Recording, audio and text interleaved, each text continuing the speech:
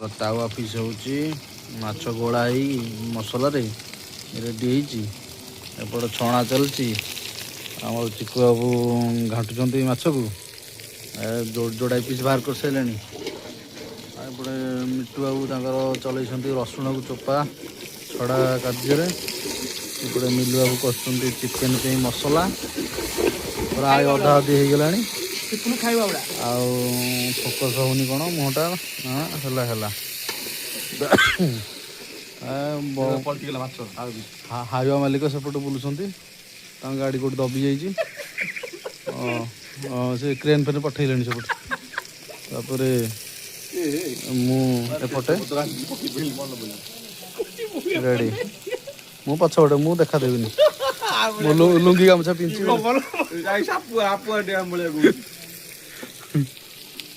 ତାପରେ କୁଆଡ଼େ ଗଲା ସେ କାକୁଡ଼ି ଫାକୁଡ଼ି କୁଆଡ଼େ ଗଲା?